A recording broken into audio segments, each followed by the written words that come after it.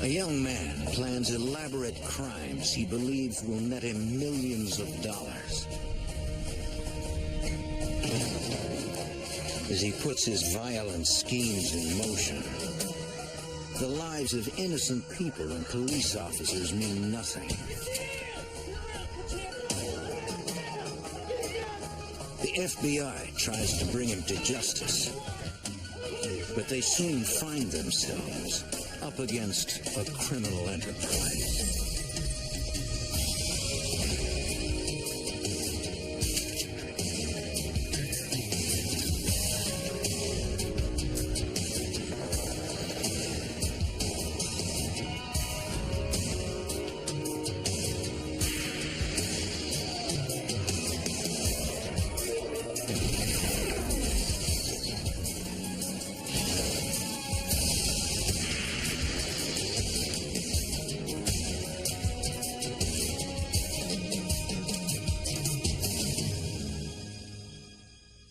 Caught in the act, a disguised bank robber hurled explosives at police and disappeared in a hail of bullets.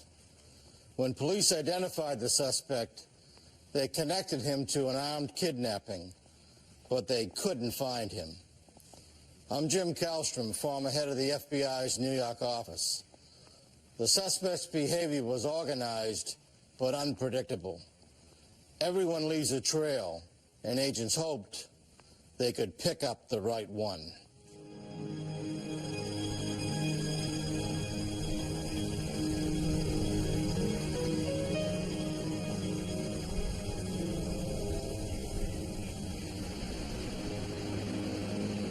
Martinez, California is a suburban city 30 miles north of Oakland.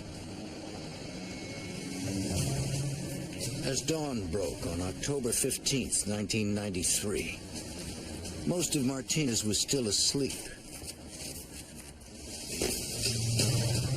Nobody noticed the dark figure creeping across the rooftop of a downtown bank.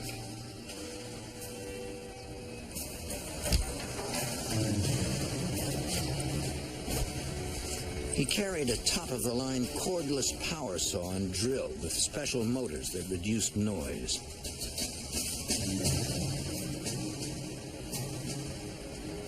He seemed to know exactly where to cut into the roof.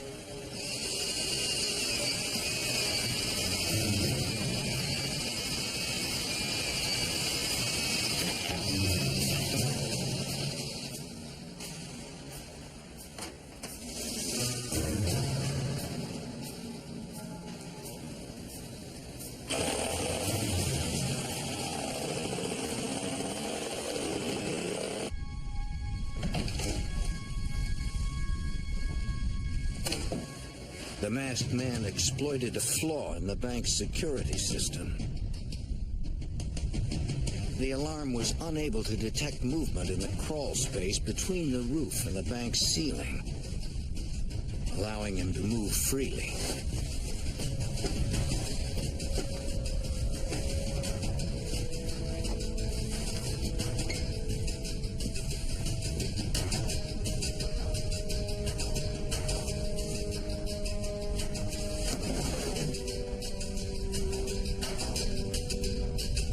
Just below was the bank's office.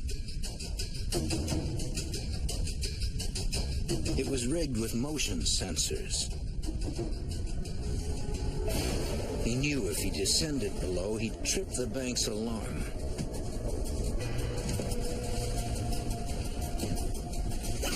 The masked man also knew bank employees would arrive in a few hours and deactivate the security system. He settled in and waited for them.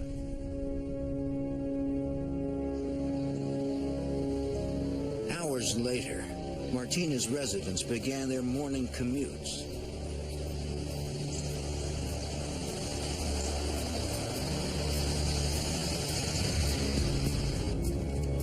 Two miles from the Martinez Bank, in the city of Pleasant Hill, a police operator answered a seemingly unrelated emergency call. someone saw two Hispanic males entering a supermarket with guns in their waistbands. Copy that, 220. It was just before 9 a.m. Pleasant Hill police officer Bob Lauderdale responded to the supermarket. M1, who's the reporting party? He's still on the line. A payphone. Well, my dispatcher advised that the person making the call was calling from a public phone directly across the street from the store. He just hung up. He gave his name as Kyle Farrell. I noticed a black male adult standing in front of the phone booth.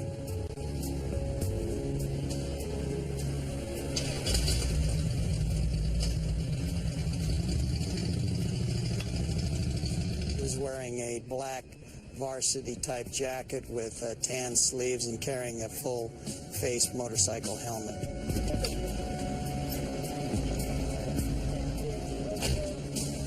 Officer Lauderdale and Sergeant Gary Ezel entered the supermarket to investigate. They would begin an aisle-by-aisle search for the suspects.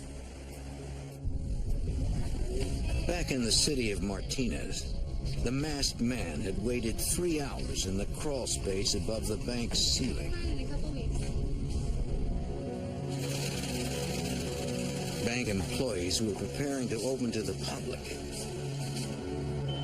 They deactivated the alarm when they arrived. That was awesome. Yeah. Very good. The masked man watched a teller punch in her access code to the ATM room where she would fill the machines with cash. It was his cue for a dramatic entrance.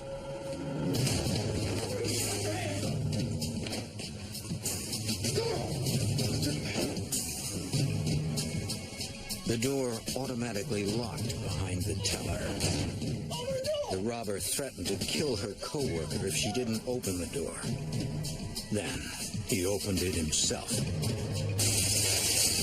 The bank's manager was in the break room. She heard the commotion and glass breaking.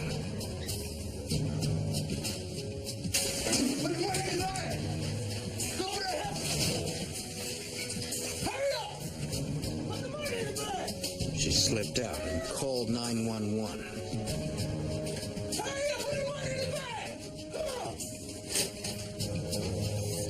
Report of a 211 bank in progress.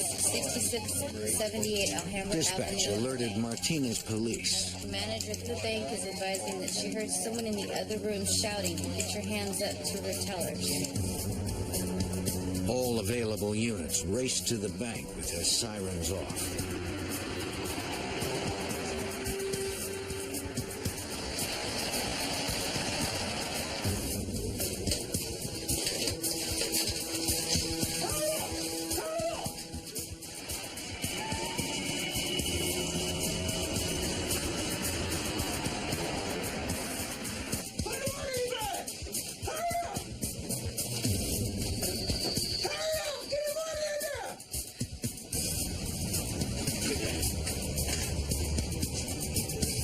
The robber left with a backpack stuffed full of cash.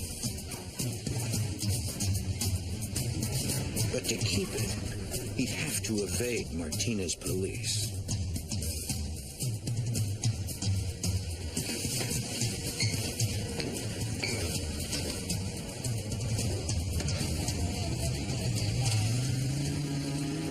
Officers arrived at the front of the bank. Martinez and Pleasant Hill police departments had only 9 officers available to respond.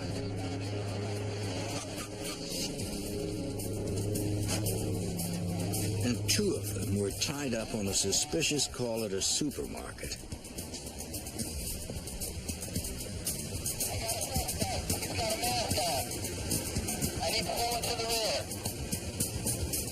The robber saw an easy escape, the back of the bank. But he needed a diversion.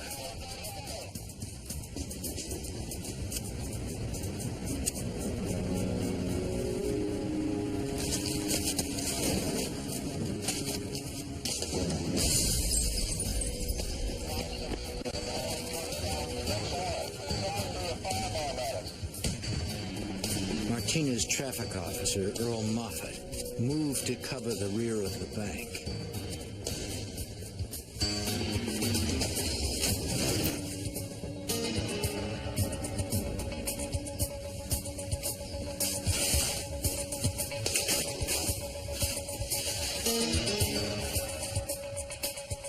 In his 10 years on the force, this would be the first time Officer Moffat would fire his weapon.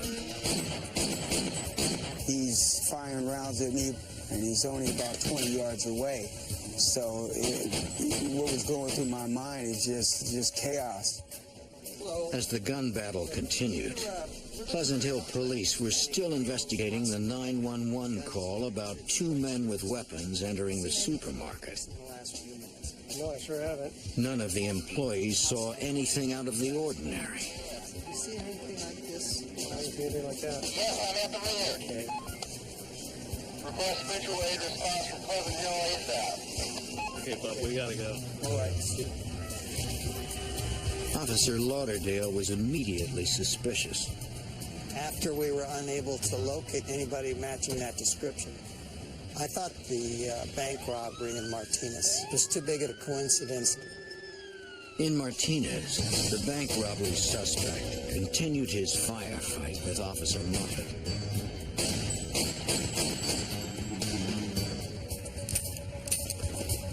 His weapon empty, the officer was forced to reload. The gunman used the moment to his advantage.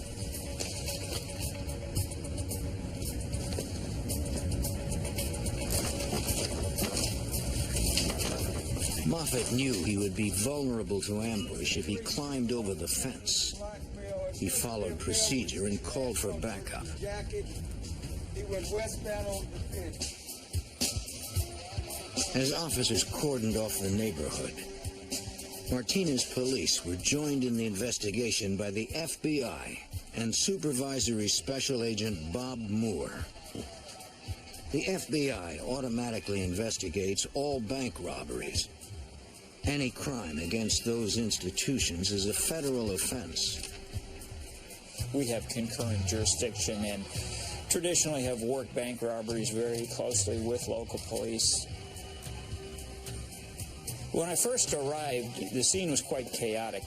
We had been notified that a robbery had occurred and that a gunfight had ensued after the robbery.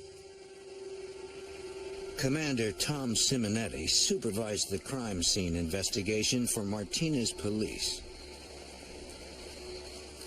At the crime scene, we found shell casings from a Glock 45 pistol, as well as expended rounds that had been fired at our officer. Agents interviewed bank employees about their traumatic experience.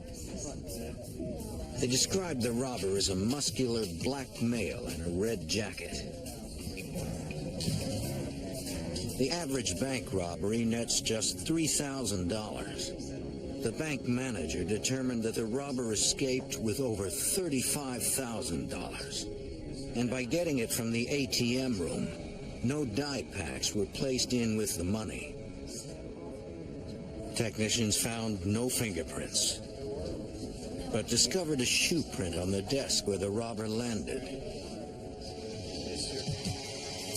While the crime scene was being processed, Martinez police combed the neighborhood behind the bank for the masked suspect.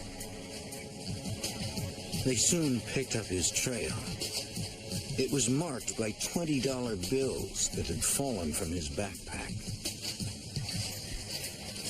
But the money trail abruptly ended at the closed end of a cul-de-sac, leaving no sign of the suspect. I followed the money.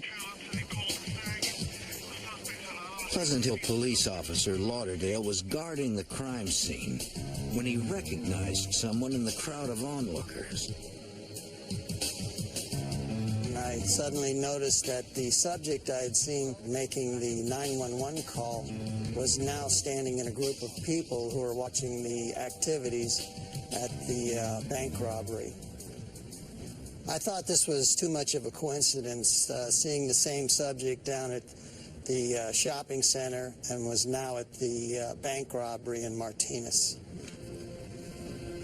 I contacted the subject in order to identify him and find out what he was doing in the area. What are you doing here today? The officer knew the 911 caller at the supermarket gave dispatchers the name of Kyle Farrell. Now the man said his name was Ural Wills.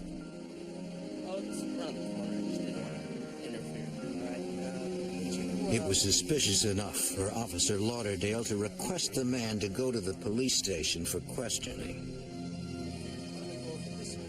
The subject was surprisingly cooperative and had no problem with going to talk to Martinez detectives. The man furnished Martinez police with a driver's license that seemed to confirm his name was Ural Wills. A check of his record revealed that 3 years earlier, in 1990, he was arrested for an armed robbery of a supermarket in Oakland, but was later acquitted.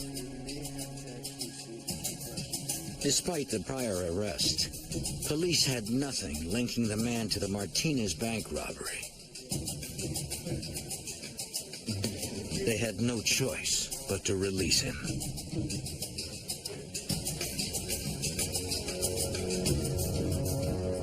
They didn't know that uncovering the man's true identity would lead them to the bank robber, who was willing to kill to escape police.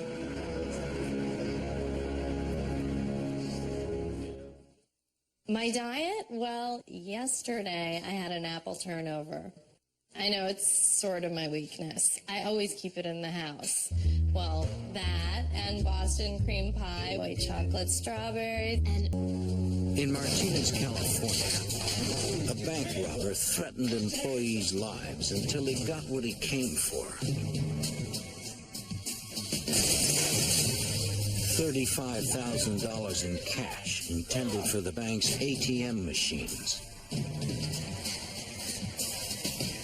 Police searched for the suspect by following a trail of $20 bills near the crime scene until it ended in a residential cul-de-sac. For FBI Supervisory Special Agent Bob Moore, the end of the trail was itself a clue. We don't have that yet. Still waiting. The trail of $20 bills stopped there. So initially we assumed that there had been a getaway car somewhere near that end of that cul-de-sac. Can you recall if anything related to Martinez police interviewed residents who lived in the ordinarily quiet suburban area. One homeowner said that earlier in the day he was working in his front yard.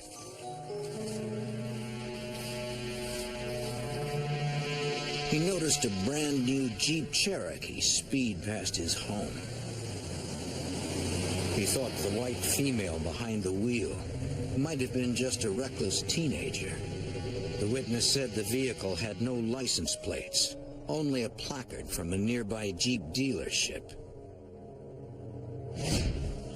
Several other witnesses in the neighborhood also saw the vehicle, but none of them could agree on the Jeep's color. Okay, well, great. Well, thank you. I may call on you again. Supervisory Special Agent Bob Moore pursued the vehicle lead.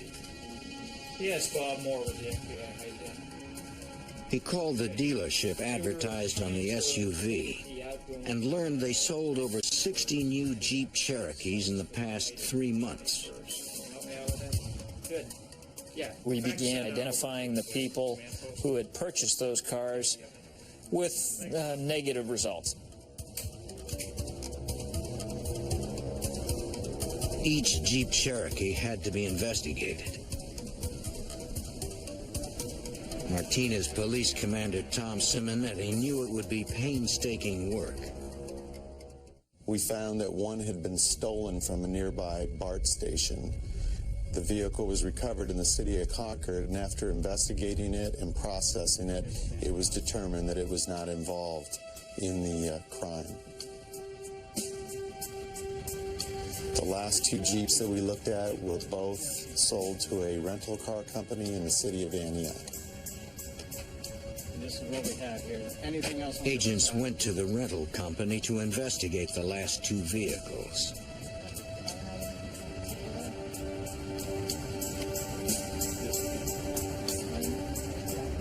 You can get me the rental paperwork.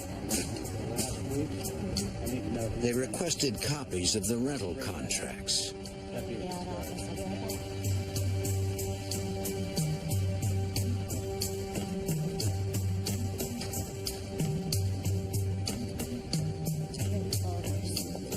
They learned one of the Jeeps was rented the day before the robbery and returned the following evening. The name on the contract was one Ural Wills, the name used by the motorcyclist in the Martinez Bank parking lot, who was also the same man police observed making a 911 call near a Pleasant Hill supermarket. Martinez police needed to clear up the question of how Ural Wills could have simultaneously fled from the area in a Jeep and been spotted in the bank's parking lot as an onlooker.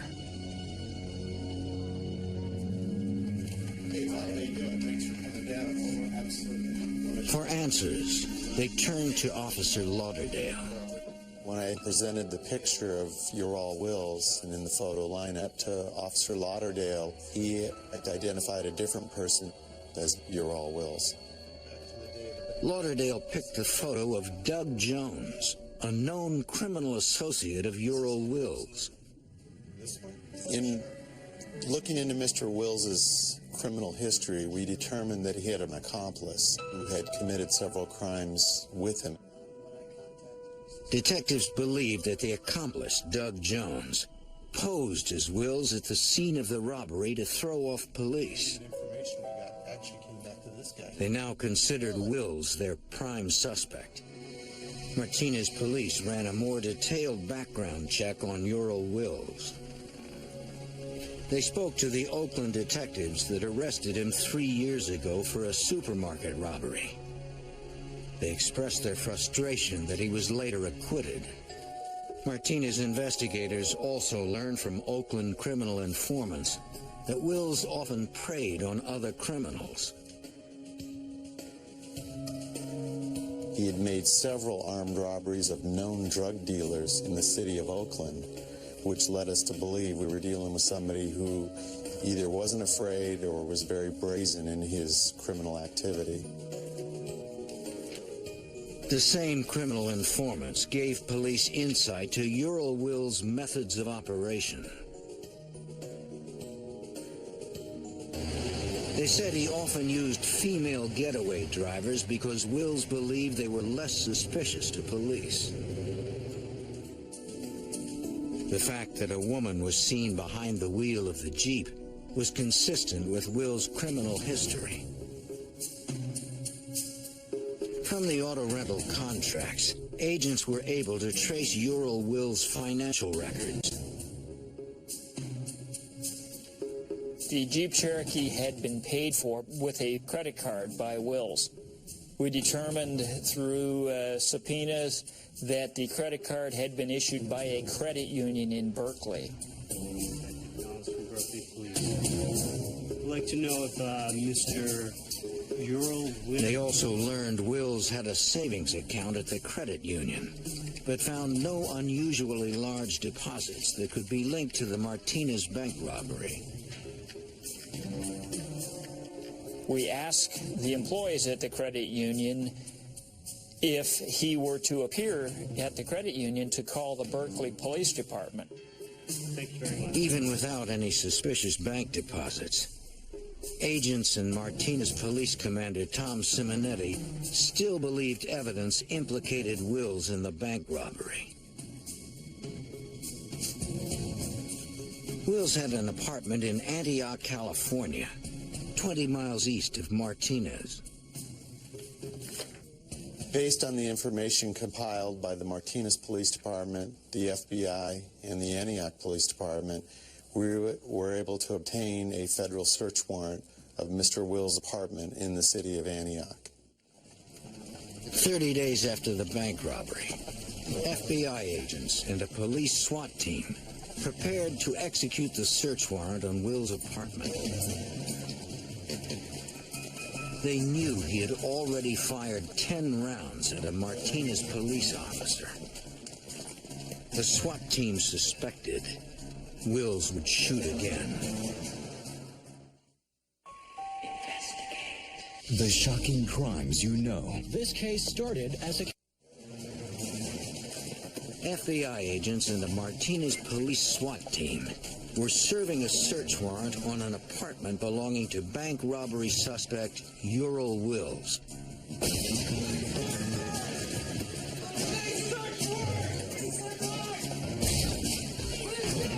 They found one man in the apartment. The SWAT team quickly determined he was not Wills. They identified him as Doug Jones, who was a known criminal accomplice of Ural Wills, as well as Wills' roommate. Jones was the man seen making the 911 call near a supermarket before the Martinez bank robbery, and the man spotted in the bank parking lot after the robbery. Officers removed Jones from the apartment and took him to the station for questioning.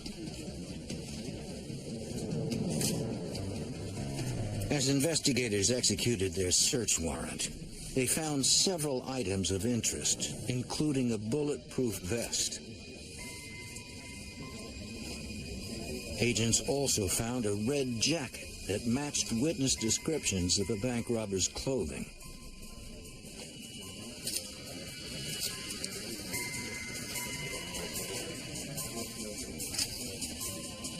In the bedroom, they identified a pair of sneakers as the type worn by the robber. They found an even more telling clue inside one of the shoes. $3,000, all in $20 bills. The stolen money from the Martinez bank was also entirely in $20 bills. The shoes were sent to the lab where the soles could be compared to a shoe print recovered from the Martinez bank robbery. Detectives also uncovered hospital bills that suggested Wills was injured on the day of the bank robbery. Martinez Police Commander Tom Simonetti followed up. Upon contacting the doctor at the hospital, he told us that Mr. Wills had told him that he slipped on a wet floor at a grocery store and broke his foot. The doctor, however, pointed out that the injury was more consistent with a hard impact, in particular a straight down impact from falling or dropping off something. At the police station, Where is Mr. Wills? agents questioned Wills' roommate and criminal associate, Doug Jones. As suspicious as Jones' actions were, police couldn't charge him with a crime or make him talk. If Jones knew where Wills was hiding, he wasn't telling investigators. The biggest frustration in this case was trying to locate Mr. Wills after he knew we were looking for him. While investigators hunted for Wills, he was planning a crime even more ambitious than his Martinez bank robbery. He gathered a group of accomplices and filled them in on his plan.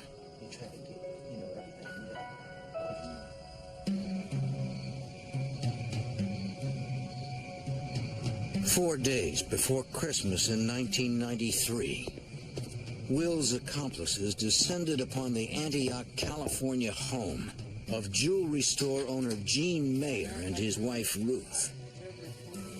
They posed as detectives investigating credit card fraud.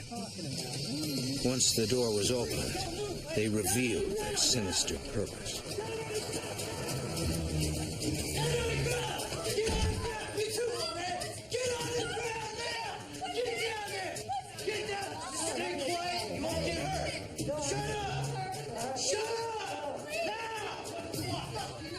Two bound the couple with duct tape, while a third moved toward the back of the house to look for a safe. If you guys stay quiet, don't move, you won't get hurt. You got the safe? Good. Let's go. Get up, get up, get up, get up. The men told Gene Mayer they were kidnapping his wife.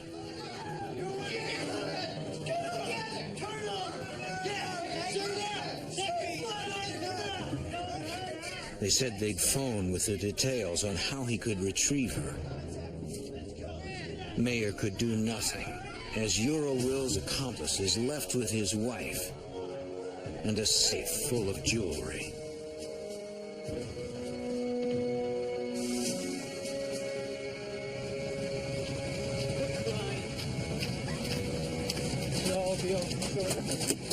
They used Mrs. Mayer's Suburban as their getaway vehicle. Get in there. Let's go.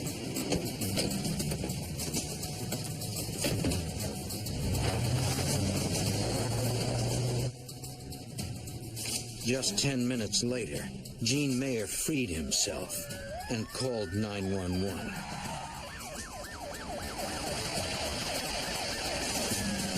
Antioch police responded. The scene was supervised by Sergeant Scott Williford.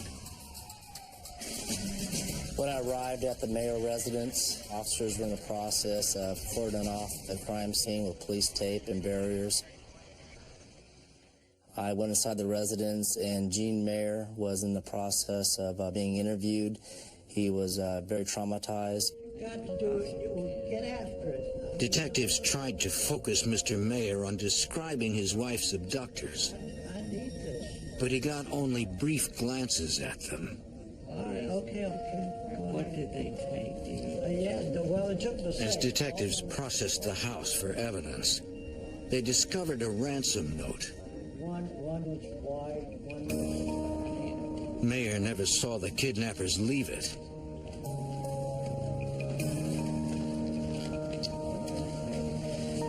The note warned him not to contact the authorities. Gene Mayer worried that he might have made a mistake by calling police.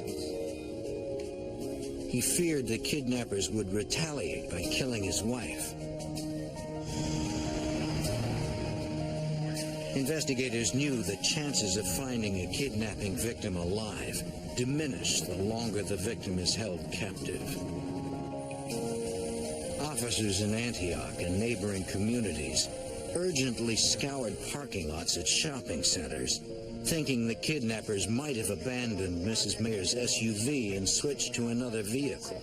Yeah, we'll move back. They found nothing.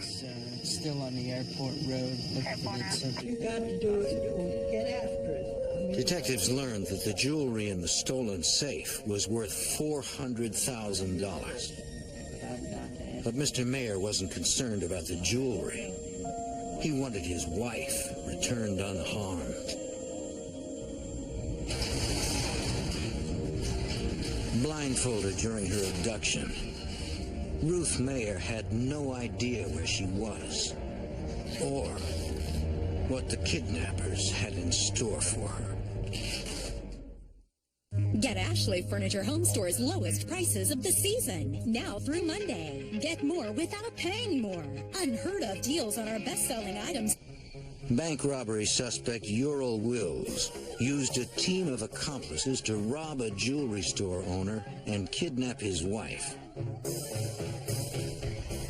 Inside the Mayer home, Antioch police analyzed the ransom note left behind by the suspects. The kidnappers demanded $2 million for the safe return of Mrs. Mayer. Police anticipated they would phone with instructions. Technicians installed phone traps to trace and record any incoming calls. But none came. The FBI brought additional resources and helped coordinate the search for any sign of Mrs. Mayer or the Suburban her abductors stole from her driveway.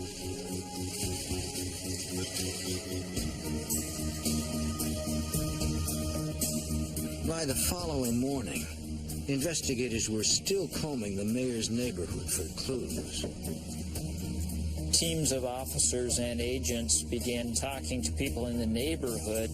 We were knocking on doors asking if people had seen anything suspicious in the area. In addition to interviewing neighbors, investigators like Antioch Police Sergeant Scott Williford turned to the media for help. We did everything possibly that we could to get the information out to the public so we could have the public's assistance in trying to locate Ruth Mayer.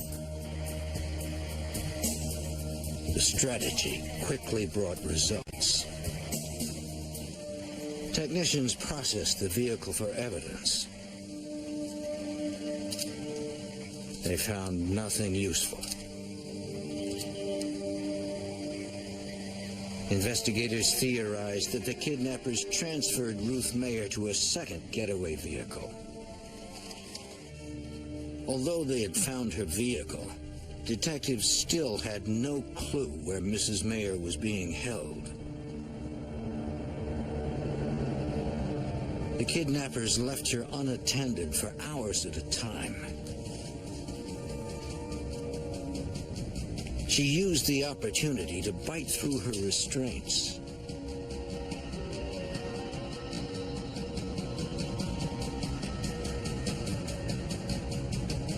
Mayer knew an escape attempt was too risky.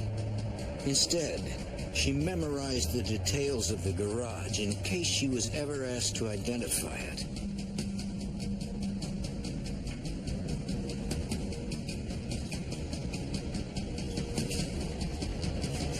In the driveway, she saw the outline of a car. It was covered with a blue tarp. Mayer thought about shouting for help, but she was concerned what might happen if her abductors heard her. For the time being, she had no choice but to wait.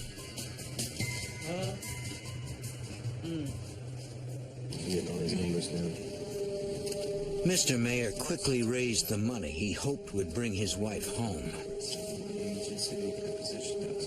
Wearing latex gloves, agents recorded the bill's serial numbers. They were prepared to make the drop as soon as they received instructions from the kidnappers.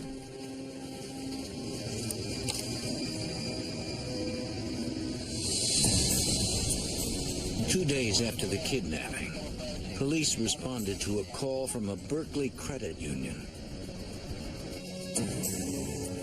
The FBI had asked the manager to call police if he saw the suspect from the Martinez bank robbery. He spotted Ural Wills trying to make a deposit.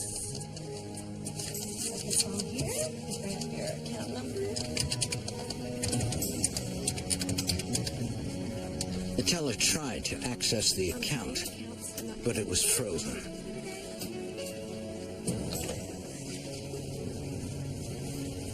Sometimes that works.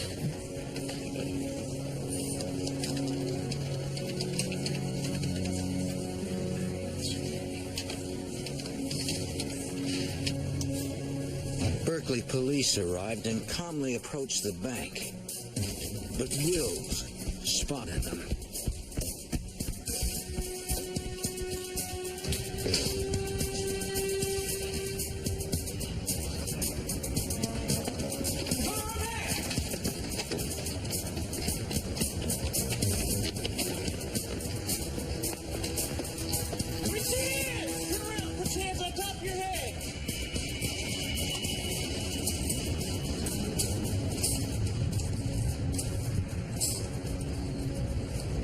As they frisked Wills, Berkeley police retrieved a loaded clip for a 9mm Glock pistol. They also found Wills had something else to hide, Located in his pocket was a key to a car. The police officers asked him where his car was parked. He denied owning a car. The officers then walked down the street checking vehicles until they located his vehicle.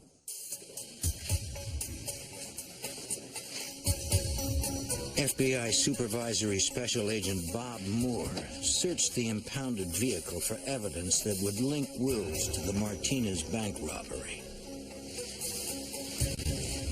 Instead, he uncovered the first break in the Ruth Mayer kidnapping case. The key items of evidence found in the Ford Explorer the day of Will's arrest were a cell phone, a weapon, a pager that belonged to Earl Wills, and a bag containing jewelry. Agents had previously thought the Ruth Mayer kidnapping and Martinez bank robbery cases were unrelated. All that changed when they discovered some of the jewelry was personalized. RM were the initials of Ruth Mayer. Agents showed the jewelry to Ruth Mayer's husband, who confirmed it was stolen from their home. Found the jewels in your car. I want to know where you were and what you were doing. Wills was no longer just a bank robbery suspect. He was also a suspect in the Ruth Mayer kidnapping.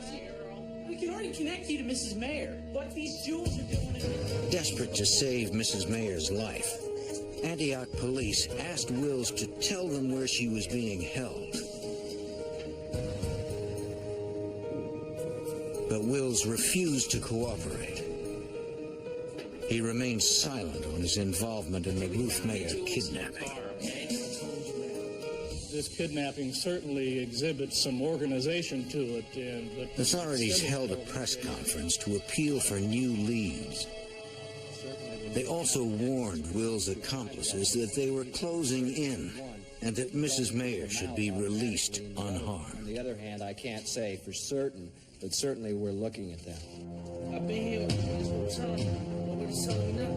On the fourth day of Mrs. Mayer's captivity, Christmas Eve, the man guarding Mrs. Mayer received instructions from the other accomplices in the kidnapping plot.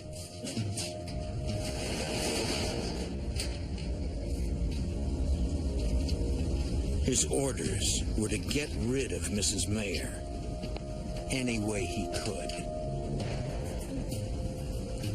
The man ordered her to stay down and out of sight while he drove.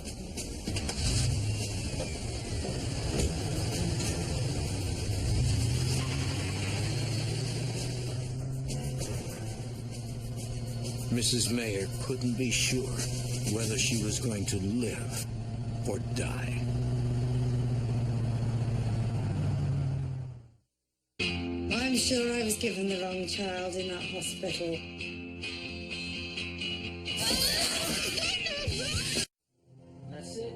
Kidnapping victim Ruth Mayer had endured 4 days of captivity. The ringleader of the abduction, Earl Wills, was in police custody on bank robbery charges. That left Wills' accomplices leaderless, and they were worried that the law was closing in. The accomplices ordered the man guarding Ruth Mayer to get rid of her any way he could.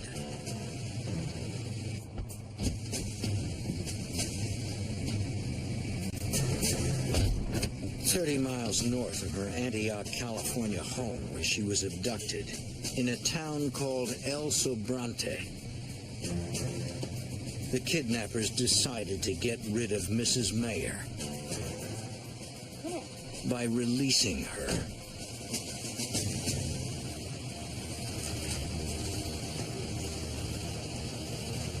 Now don't take off your blindfold.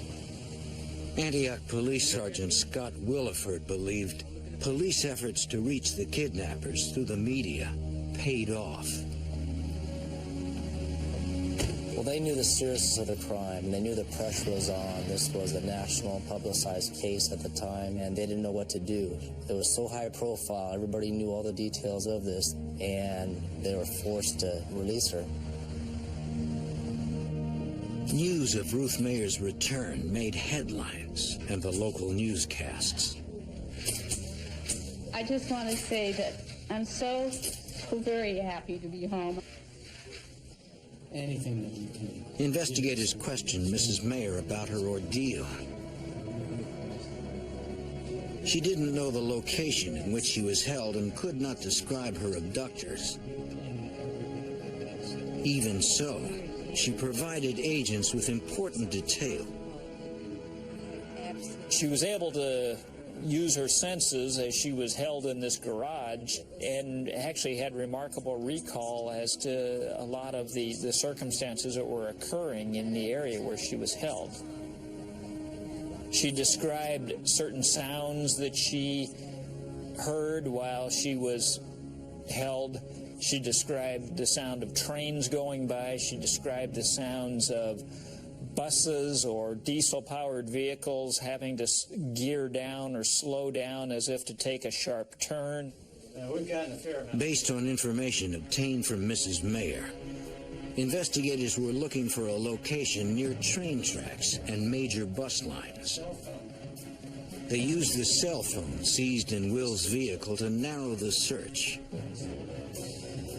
Agents quickly obtained the phone's billing records. And they just make their way heading east.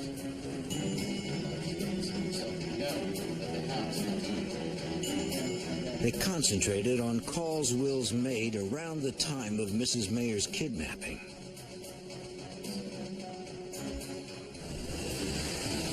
Investigators learned towers in West Contra Costa County picked up Will's cell phone signal on the evening of the kidnapping.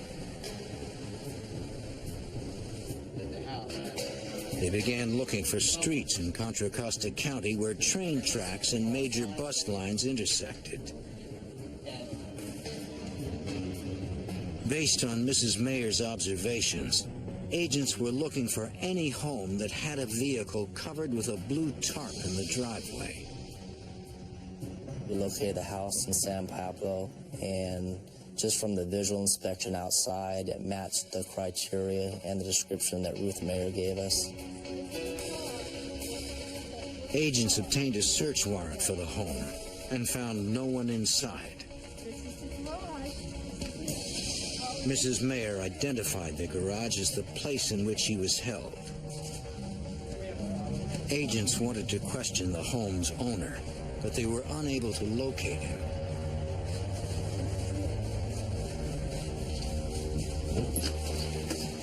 Investigators sought out homeowner's relatives in an effort to find him. Edward Rodriguez was the homeowner's nephew.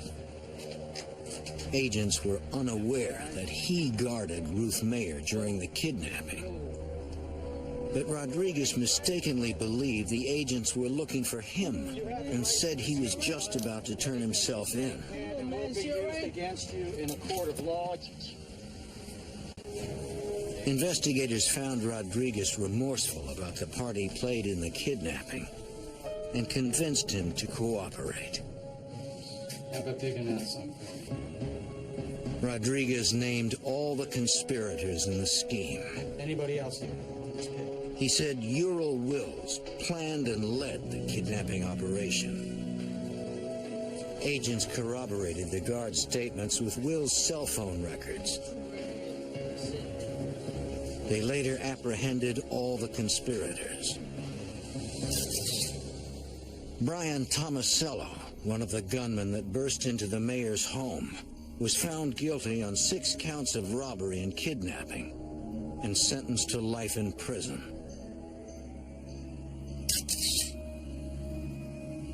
Edward Rodriguez was found guilty of kidnapping and robbery. The jury gave him a short 8-year sentence because he released Mrs. Mayer. Before he could be tried for the Ruth Mayer kidnapping, Ural Wills was found guilty of the Martinez bank robbery and was sentenced to 39 years. Prosecutors learned that Wills was suffering from kidney failure. Doctors gave him less than 10 years to live. Ural Wills is already going to be... Wills was certain to die in prison. He's having serious kidney. Prosecutors informed Mrs. Mayer of their plans not to try him for her kidnapping. She's a forgiving person. She knew justice was served. She knew he was in custody, Mr. Wills, for the rest of his life. And I believe that she forgave everybody. As he pursued his violent schemes, Ural Wills had expected to make millions and live a life of luxury. Instead, the FBI and local police made sure the criminal's last days were spent behind bars.